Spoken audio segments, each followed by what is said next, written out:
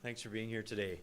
My name is Scott Gingler, and I'm the principal here at Wayzata High School. I'd like to welcome all of you to the 2016-17 Distinguished Alumni Ceremony honoring Barrett, Kyllo, Francis. The Wayzata High School Distinguished Alumni Award was started in 1990 by Jeff Olofsky, a former associate principal here at Wayzata High School. Jeff had been named a Bush Fellow and used the community grant he received to develop this recognition program for Wayzata High School. Wanting alumni to have an impact on our students, Mr. Olofsky stipulated that the yearly recipients be selected by students. Our student council oversees this program, so it is entirely run by students. The council each year actively seeks nomination of alumni, and they have a database of the nominees to select from. In the fall, the council reads all the nominations, students pick a nominee to present to the whole council, and finally, the council will vote on a winner. The student council is very excited to be inducting Barrett Francis into our distinguished group this morning. Barrett is the 30th person to receive this award and the very first member from the class of 1979.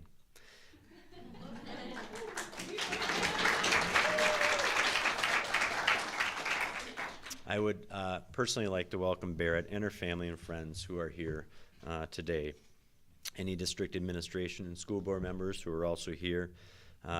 We have students in our audience today from our student council, so again, I welcome all of you for being here today.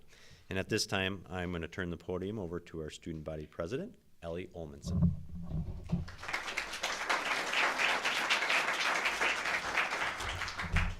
Hello, and congratulations.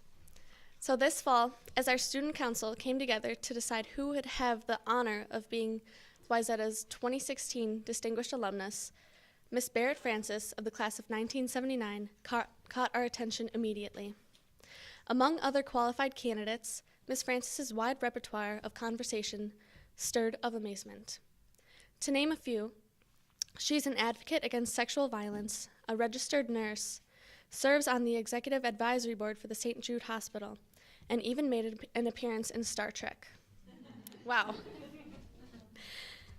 Though it was not the items on Miss Francis's resume that caught our attention. Rather, through her actions, we felt we were beginning to comprehend how big of a heart Miss Francis has. It was that resonated with us. Especially this year, mental health has been the subject of conversation at Wayzata High School. Our motto has been, "We're here for you." In my interview with Miss Francis, she was extremely poignant with her passion about the subject of mental health and sexual assault. She said, "I've used my own survivor experience to discuss issues in an attempt to encourage people to get support and help where they may need it. I try to advocate for social change by changing perspectives and help eradicate negative stigmas that may be associated with sexual assault survivors."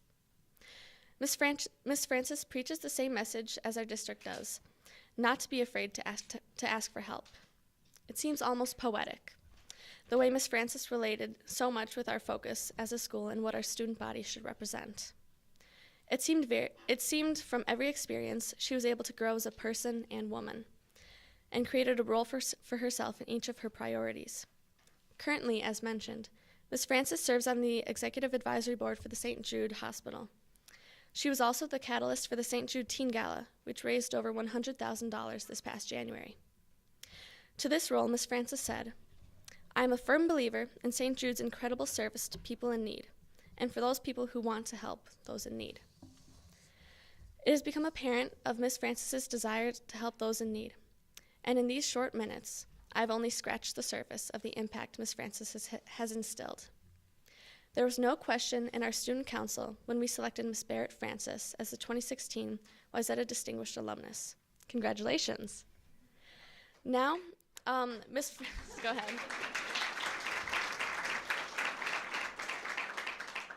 So, Miss Francis was nominated by Miss Connie Lewis, and now Miss Lewis will have some words to share.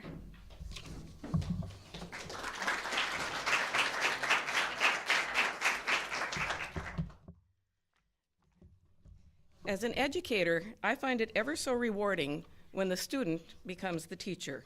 Today you will learn ever so much from Barrett Francis, a 1979 graduate and the 2016 recipient of the Wayzata High School Distinguished Alumni Award.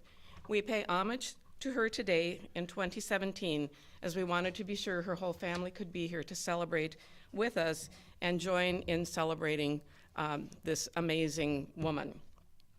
I met Berit when she was a sophomore. That was in an era when Wayzata High School was small and intimate enough that we knew nearly all the students. Berit was someone everyone noticed and everyone knew her. Her vibrant spirit made her stand out in so many ways. Teachers enjoyed having Berit as a student. She challenged herself academically, came to class prepared, participated in all aspects of class, and was an inspiration for other students. My husband, Jim Lewis, who was a tough-as-nails teacher, remembered Berit as an asset in his class. Berit was an essential participant in the activities program. Highlights of her involvement are the Trojettes dance team, National Honor Society, and Homecoming Royalty. It is no surprise that she was a leader in all aspects. Other students respected her. Leslie Swigum was Berit's dance team coach and is so disappointed that she is out of town and unable to be here today. However, she sends greetings and this message. Berit was and continues to be a person with integrity and determination. She is someone who always looks for the greater good. Berit was that way when she was in high school and I coached her, and she continues those traits today. She was a strong athlete for me and always put team above self. I am so sorry that I cannot be here today. Congratulations, Berit, on this award. It is so well deserved. Now you can't cry because that'll make me cry. I rehearsed last night and in fact last week, and I would get to various points and the tears would roll, so it could happen to both of us. As has been said, people have such positive memories of Berit. Here's your first lesson from her. People remember what you do. Strive to have a positive and authentic impact. Berit brought that optimistic attitude with her to St. Olaf College, where in 1983, she received a Bachelor of Science degree in nursing. California beckoned her with visions of sunshine, warmth, oceans, beaches, vibrant cities, and a great job. In her career at Alta Bates Herrick Medical Center in Berkeley, she was a registered nurse, staff nurse, and charge nurse. In the fall of 1990, Berit received a dream job. She became acting manager of the unit on which she worked. She had coveted that position and threw herself into being the best nurse manager, working on average 10 to 12 hours a day. We have another lesson from Berit. Set goals and work hard to achieve them. One day in January of 1991, Berit arrived at work at 7 a.m. and at the end of her shift, she found that the evening shift in her unit was short-staffed, so she stayed to roughly 10 p.m. I can envision her at work with her upbeat spirit, being such a positive force to her colleagues and to the patients. After that long day at work, Berit went home, unlocked the door, entered her home, and was grabbed from behind.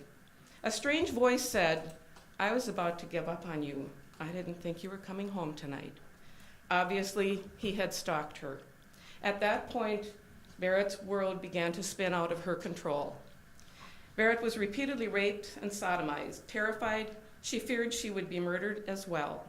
She kept her eyes closed, believing that if her rapist knew that she could recognize him, he would kill her. Berit remembers thinking about attempting to kick him, but she feared that if she did, he would come back at her with even more brute force. The police told her that if that was what she sensed, it likely would have been the case. We continue to learn so much from Berit. Trust your instincts and your intuition and do what is necessary to survive.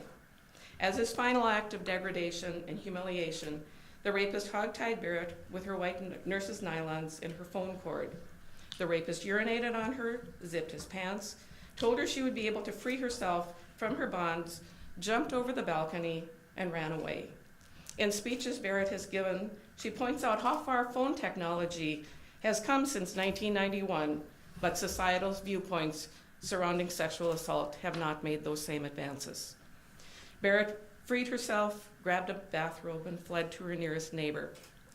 Berit continues to teach us, when facing adversity, seek help.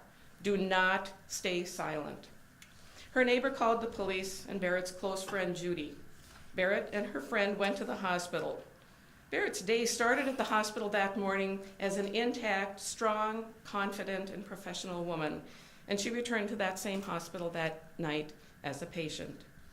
Larry, the lead detective of the Sex Crimes Division of the Berkeley Police Department, met with Berit at the hospital. He looked Berit in the eye, extended his hand, and politely introduced himself.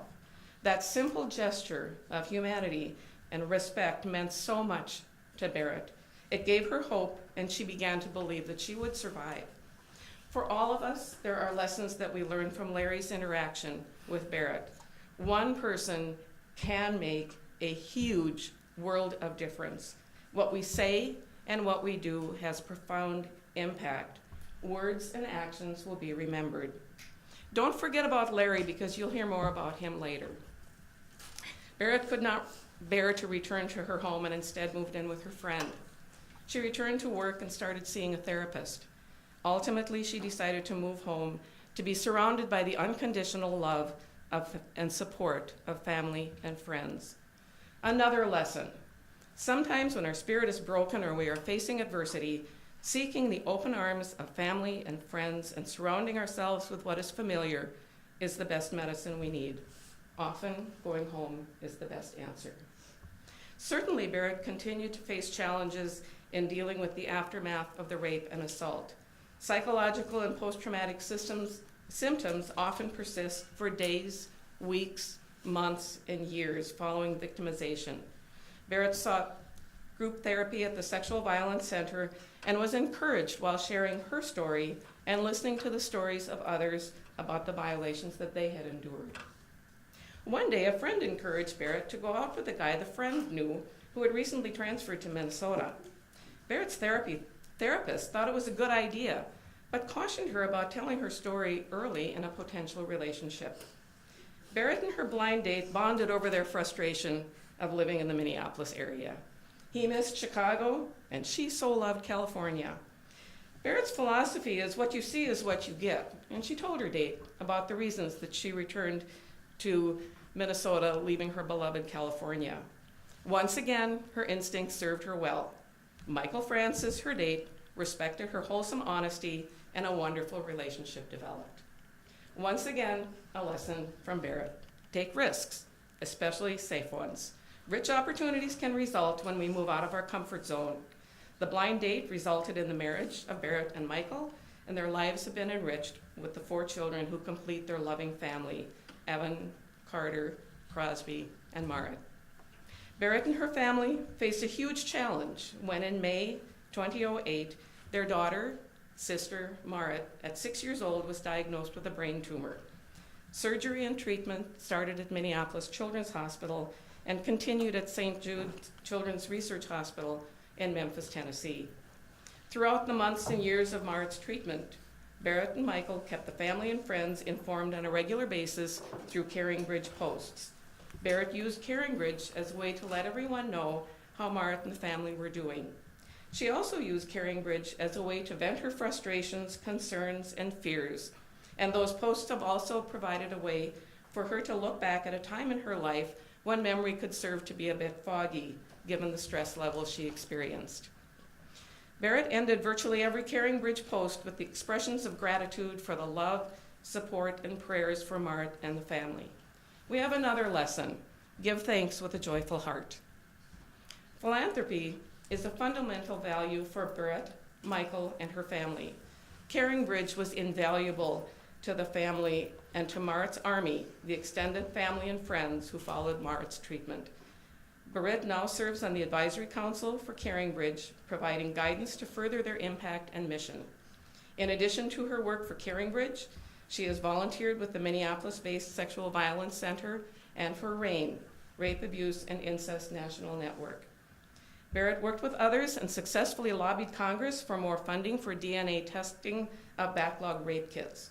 She has worked on advancing public policy that would improve DNA testing and has raised funds to increase awareness for the devastating effect of sexual violence on victims and their loved ones.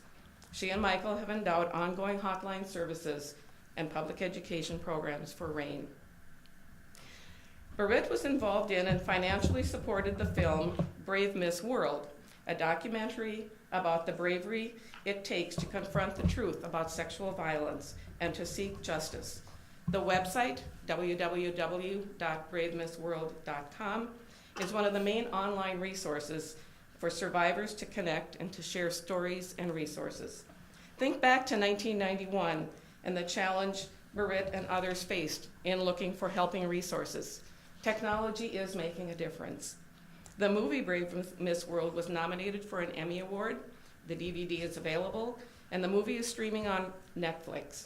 It has recently been adapted for high school students, and the school version and discussion guide are available through the website. Berit had a few seconds on the screen, and she continues to support the film as a promoter and occasional speaker, telling her story. Mart's journey with cancer has had a profound impact on the family in so very many ways. They bonded with other families during their time at St. Jude in Memphis. They rejoiced at good news, rallied support during challenging times, and mourned the loss of life for any member of the huge St. Jude family. That family results when people travel a similar journey. Mart faced challenges in her journey, but she continues to have clear scans when she returns to St. Jude for her regular MRIs. The Francis family is passionate in their support for St. Jude as it holds such a special place in their hearts. Not only have Berit and Michael been active in fundraising and speaking out on issues, their children also follow that same path. Berit and Michael have been instrumental in organizing the St. Jude Red Carpet for Hope Golden Globe Award viewing party. This incredible fundraising special event was launched in Minneapolis and has recently spread to Miami and Chicago and is certain to become bigger every year. The Francis children were the source of energy and passion in organizing and participating in the St. Jude Red Carpet for Hope Golden Globe Award Teen Gala. Their enthusiasm and excitement for raising funds through the gala sparked involvement of students from area high schools, including Wayzata High School. Marit also has had several opportunities to speak about her journey with cancer and what it means to have been supported by family, St. Jude, and Marit's Army. Parents lead by example. Family is the first school for young children, and parents are powerful role models. Berit and Michael have nurtured 4 compassionate young people who will continue their path the parents have set, raising awareness and generating financial support for special causes. The lessons the Francis children, their friends, and those who have seen Berit and Michael in action will reverberate for future generations. Now, I hope you all remember Larry, the police officer Berit met the night of the rape. Larry stayed in contact with Berit, and he continued to stay on Berit's case of the brutal rape well into his retirement. Years after the rape, Berit learned that Larry had sent her post-rape DNA to a private laboratory in addition to keeping it at the Berkeley Police Department. That act proved to be genius. At a certain point, the police department had disposed of Berit's rape kit. However, the private lab maintained storage of the kit. The DNA system CODIS, Combined DNA Index System, became available in 1994, 3 years after Berit's rape. Because the private lab had kept the rape kit, Larry was able to obtain the DNA sample and had it submitted into the system. He notified Barrett that the DNA matched other victims in the San Francisco Bay Area. However, the rapist was not identified. 15 years after Barrett's rape, Larry called to tell her that the rapist had been identified through CODIS. At that point, the rapist was a convict. He had been convicted and incarcerated for attacking a woman and raping her teenage daughter. When the convict became eligible for parole, his DNA was submitted into CODIS. This was the vital link that connected several people. The statute of limitations on rape prevented that convict from being prosecuted for raping Berit and other women. However, due to the violent natures of his crimes, the district attorneys charged the convict with torture. He was subsequently tried, convicted, and sentenced to life with parole. However, lawyers have assured Berit and the other survivors that due to the heinous nature of his crimes, the rapist would never walk free. How grateful we all are that justice was served. No story about Berit would be complete without talking about another one of her passions. Berit loves Star Wars. In 2008, she had the good fortune of meeting J.J. Abrams, the film director, producer, screenwriter, and composer known for his work on Star Trek. Discovering that Berit was an original Trekkie, Abrams invited her to come on the set to see the progress of the 2009 film Star Trek. However, Mart's diagnosis and treatment set that opportunity aside. Berit saw Abrams again at the Emmys event in 2011, and she asked him about the sequel which had just been announced. Abrams insisted that she visit the set, and then he paused and said, "Wait a minute, would you ever want to be in the movie?" Thus, Berit had the incredible adventure as an extra in Star Wars Into the Darkness. It was one of her most memorable, fun, and exciting appearances. Now, Berit, I understand the first role you were offered was as an admiral, and the role had a costume you weren't enamored of. So instead you became a captain, which did have a costume you deemed much better. Now those of us who know her know she is a fashionista, and she knows what she likes. Here's a lesson from Berit that fits my philosophy for women, and the following quote speaks to that perspective. Strong women. May we know them, may we raise them, may we be them. Berit is a strong woman who advocates for herself. She is raising strong daughters and sons who respect strong women. If we all follow that philosophy, the world would be a better place. As a way to honor Abrams' generous gift and to pay it forward, Berit received permission to have a special preview of the movie to be held, with proceeds donated to St. Jude. The St. Jude Red Carpet for Hope, featuring Star Trek Into the Darkness, was an incredible success. Berit says, "May you all live long and prosper," and help the kids of St. Jude to do so as well. Now, since I mentioned that she's a fashionista, I do need to speak about her enthusiasm for shopping. As a fashionista, she sets the bar high. Reading her posts about shopping on Facebook and in her blog is a delight. But it's not just about buying things for herself. Shopping is advanced research for future fundraising events. Berit has set up countless opportunities for family, friends, and others to have shopping events at a variety of locations with a percentage of the profits generated to be donated to St. Jude. Retail therapy thus becomes a charitable endeavor. All that shopping is centered on seeking the next site for a fundraising event for St. Jude. See how creative she is? Berit considers herself a survivor, advocate, and activist, devoting her time, resources, and passions to ensure that she can use her experiences to make a difference for others, and that certainly is happening. My hope is that we all leave today inspired to emulate Berit in how we approach life and our responsibility to make a difference for someone and to make this world a better place. Berit has stated that she has learned that life is not a sprint, it's a marathon. Her advice is to live in hope, not fear, and to slow down and count your blessings. May each of us walk away with a commitment to follow those examples. Berit's roots in the Wayzata school system are deep. She still considers herself a Wayzata rah-rah. In a note to me, Berit wrote she is still so sentimental about her high school experience. Hearing the school song often brings tears to her eyes. She emphatically states she will always have the utmost Trojan pride. It has been my privilege to highlight some of the many reasons you are so deserving of the Wayzata High School Distinguished Alumni Award. We are proud to call you our own. I join your family, friends, colleagues, and all who have the privilege of knowing you in emphatically stating that you are one of our many blessings. I also thank the Wayzata High School Student Council, who take their responsibility so seriously and were so wise in selecting Berit to be honored. Congratulations, Berit.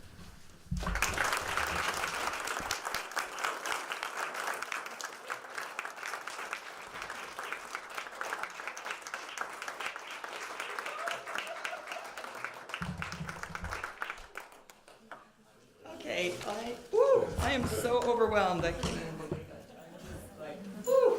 it. Oh my gosh. And I don't know how I followed that up. Wow. Honestly, we did not talk to each other. I've got some of the similar things in my own speech, and really overwhelmed. I got to make a couple corrections. I'm not on the executive board of St. Jude. I'm been on the executive advisory board of Caringbridge, and obviously a volunteer for St. Jude. But it wasn't Star Wars. It's Star Wars. Star Trek. Oh, Star Trek. Yeah. Live long and prosper. Love that. And then I just wanted to just say that I came here in the doors this morning and was told that my third grade teacher came to this, which I am just still like overwhelmed by, and she made this little card for me and she was my teacher at Oakwood, her last class at Oakwood. And this has so much meaning, you have no idea. So. All right, I'm going to go ahead and read my speech, and Sue told me that I was kind of supposed to direct it to the students. So, yep. So, thank you so much, Connie, for nominating me and for presenting me with such a grand introduction. Although I never had the pleasure of having you as one of my teachers, I was a student of your late husband, Jim Lewis. He was undoubtedly one of my favorite teachers at Wayzata High School. If I were a true academic, I might now regurgitate what he taught me in class. But truthfully, and much to my chagrin, I cannot remember any specific history lessons I'm sure he taught me. What I do remember was the advice he gave me about my love life when we talked before or after class.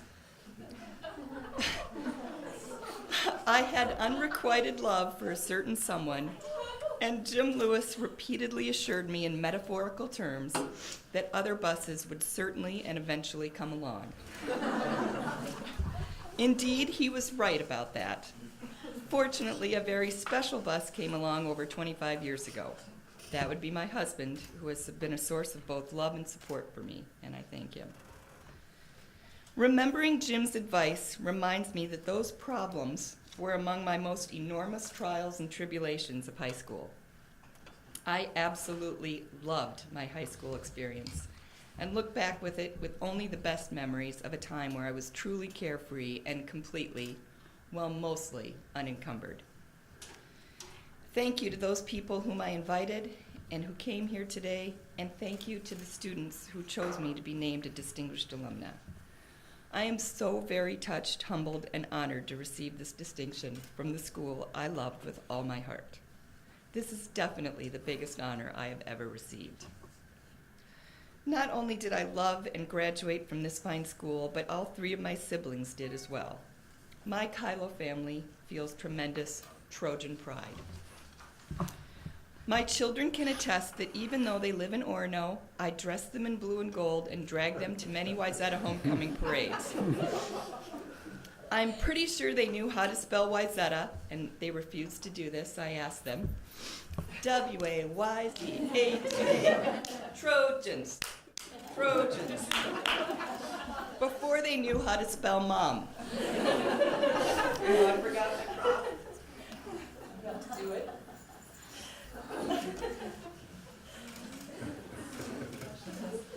Yes, I am a Wayzata former Trojette.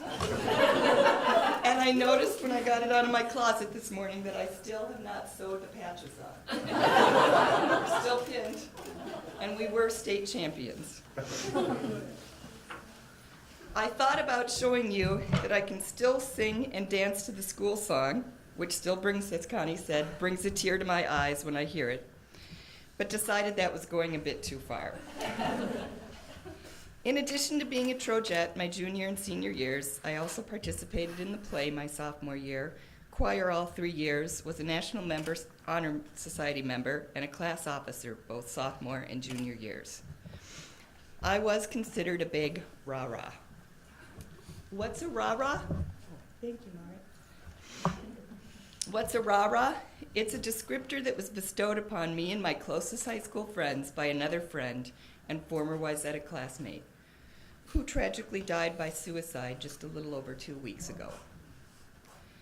He named us rah-rahs for our unbridled enthusiasm and enduring and unwavering school spirit. I'm still filled with sorrow and wish he were still alive and here today. I've experienced a lot of life since I left Wayzata High School. I want to talk to you about the following 3 ship themes and how they're all intertwined in my life: friendship, hardship, and stewardship. You might be surprised that I didn't mention scholarship, given that I'm speaking at this school. Well, I think it's a foregone conclusion that we all leave Wayzata High School with a stellar foundation that will guide us for the rest of our lives. I still believe I learned more in my high school English and biology classes than I did in any of my college classes. Friendships. The lifelong friendships I formed at Wayzata High School still provide me with great meaning. A few of my closest friends are in this room today. Some date back as far as grade school. I'm not sure if it's common to hold on to friendships beyond high school, but it seems that a lot of us from Wayzata have done so. It leads me to conclude that the connections we made here were extraordinary. Look around the room, classmates. I know it may be hard to visualize yourselves being as old as me someday, but it will very likely happen. You may be sitting next to someone who will continue to be part of your very own life journey. You might be surprised how many times your life may continue to intersect with the people from your high school. You can't imagine or predict all the things that will happen beyond your years within these halls. The very people whom I freely skip down the halls with are some of the same people who have held my hand during the toughest moments, hours, days, months, and years that have followed. Make no mistake, however, that they also accompanied me on some of my most exciting and celebratory times as well. I cherish and love them dearly. Hardships. Today, apparently, I'm being honored for how I've responded to the hardships I've encountered in life. Connie gave you so much background about them. I don't feel the need to really get back into them, but she mentioned that I went to college and then got into the real world, and for nearly 7 years, I truly believed that I was living my own version of the dream. I was a single nurse in San Francisco Bay Area and thought my life was perfectly and exceedingly wonderful. Again, she said I became the acting nurse manager of the nursing unit I worked on. I was working long hours, and one fateful night, I arrived home to my apartment after working nearly 16 hours. The serial rapist lay in wait for me behind my door. My life changed upon entry into my home that night, and as you know, I endured and survived a brutal rape. I never imagined that something so horrifying could happen to a nice girl from Wayzata. The experience shook me to my core and led me to question and contemplate many of my beliefs and societal conventions. 6 months after the rape, I returned to the womb of Wayzata, where I knew I'd be surrounded by the most supportive people in my life, namely my family, my oldest and closest friends, and a loving community. Obviously, it was a very dark and bleak time for me. Though I came back to the comfort of my home, and it would actually be my parents' home. I was 30 years old, moved back in with my parents. Not that I love and appreciate them and all that, but it was after 7 years in the San Francisco Bay Area, moving back to Minneapolis in my parents' house was a little daunting. I left my dream life in California. I continued to cope with the psychological ramifications of the rape while rebuilding and recreating my life back here. That included getting another similar nursing position at HCMC, marrying, and having 4 children. After my 3rd child was born, I left my professional nursing career and I began devoting my time and energy volunteering for the Sexual Violence Center and then for a national organization, which Connie mentioned, called RAIN. Both entities help people who have been sexually abused or raped. And as Connie mentioned, more recently, I've been involved in promoting and financing a documentary film entitled Brave Miss World. I aspire to promote it at Wayzata High School and in an effort to improve awareness and education on this issue. I never believed staying silent about rape and abuse would help me or anyone else. In 2008, I chaired a large gala that raised $800,000 for the RAIN organization. I felt on top of the world and believed that I had finally made a pitcher of lemonade from the lemons I was given back in 1991.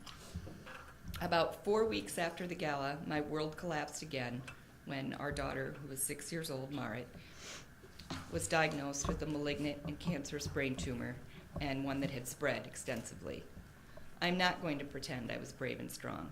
The diagnosis was devastating and catastrophic. Amidst the shock, I felt hopeless and dreaded the daunting treatment that lied ahead. My sister-in-law started a Caring Bridge site, and I wrote extensively through our family's cancer journey. Since then, I've become a Caring Bridge advocate and a board member of the organization. Advocating on behalf of St. Jude Children's Research Hospital began the moment I set foot in the hospital where Margaret received her treatment. I will joyfully continue to advocating on its behalf for the remaining days I spend on the planet. And as Connie said, I founded the Red Carpet for Hope Gala after scoring an actress role. Yes, it was a little bit part. I didn't say anything. But I do appear on screen next to Spock for, I don't know, maybe 3 seconds. And ironically, I was the Starfleet captain because, I'll just tell you this. The Admiral costume was army green and it was pants, and I've got short legs, and I'm like, yeah, that's not gonna work. I'd rather be demoted and wear the gray skirt that the captains wear. I think I am listed as Admiral, though. Anyway, the gala has morphed into an annual Golden Globes viewing party and takes place simultaneously in 5 other cities in the country with hopes to expand it nationwide. In conjunction, my 2 middle children founded the Red Carpet for Hope Teen Gala. Wayzata students do participate in this, but we hope to expand your participation in the future. By the way, or as Margaret would say, BTW, Margaret is officially a 9-year cancer survivor on Monday and will be a sophomore in high school next year.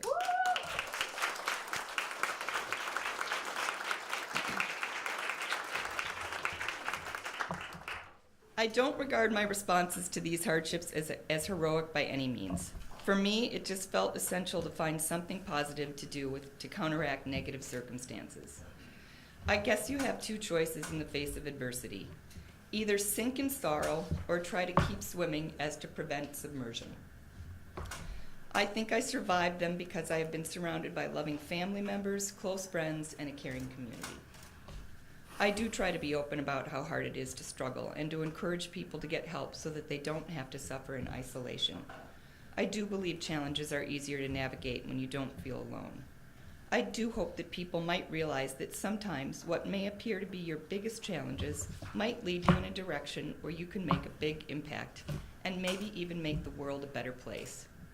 And this leads me to stewardship. If it wasn't for the scholarship I gained from my education at Wayzata, I may not have been capable of writing this. If it wasn't for the lasting and loving friendships I made, along with my family and community support, I couldn't have endured the hardships I faced.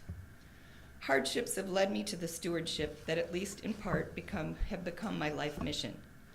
Additionally, I've been fortunate to have those friends and family members that support me in the causes I care about. My parting advice to the students based on my 3 ships is, if stewardship is defined as this, a person who acts as the surrogate of another or others, doesn't this just translate into an opportunity to simply be here for each other in life? I think it's wise to consider that we are all likely struggling with at least one thing, and most likely we have similar struggles. I only mentioned those few that directly impacted my own life. Random acts of violence, misfortune, alcoholism, drug addiction, mental and physical illness, suicide don't often discriminate. Consider that any of our lives can be going along smoothly and can suddenly turn on a dime like mine has done twice already. We can be that person on top of the world one day and suddenly find ourselves at the bottom of the heap the next. We've got to stick together and help each other out. We've got to talk about our struggles, abandon misconceptions and judgments. Be there for each other and realize that our presence alone could make a difference in someone feeling hope versus despair. And finally, in addition to helping each other, be true to yourself. Stand up for what you believe in. It's okay to be controversial about the things that matter to you. Anyone who has ever accomplished anything of significance or helped change happen has had to likely question and or defy convention and traditional thinking and colored outside the proverbial lines. The grandest adventure awaits all of you. You've got this thing. Best wishes in creating your best life ever. And thank you from the very bottom of my heart for honoring me today.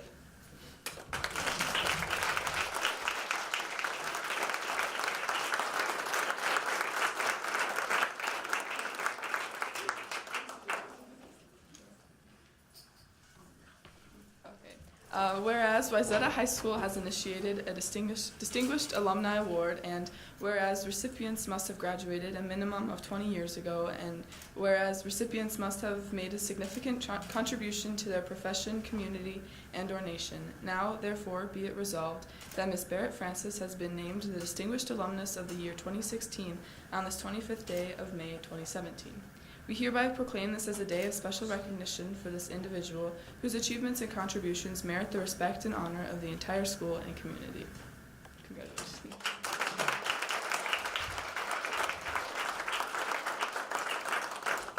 All right, now we're going to have some closing remarks from Mrs. Iverson.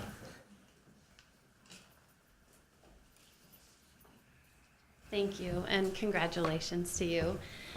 And we are going to break in just a minute and head down to our new auditorium area where we will have a light reception, and students will be available to give anybody tours of the school if they would like to go on a tour and see the space. And I just want to say what a special day this has been. I had the honor of being a Trojet with Berit, and I was a sophomore and she was a senior, and you can imagine, you know, like I always think you guys all know, oh, you're just all friends. But I do realize when you come in as like a sophomore, you look at those seniors, it's like, oh my gosh. And that's exactly what I remember about Berit. She really was the rah-rah that got everybody involved in everything. So none of this surprises me, how you've gone on and made such a difference in the world. And I'm honored to say that we're Trojet sisters together forever. So thank you very much, and making this such a special day for all of us. This has been taped and is going to be shown on Ed TV as well, so it will continue to reach people in our community, and it's the end, because we're coming to the end of school, it's a no field trip time, and so we are going to be showing it in classes that way as well, so that other students get to share in this. So thank you very much, and we invite you. The students will be out there to kind of lead you down the hall, but we're going to go head down to our new auditorium for a reception. Thank you.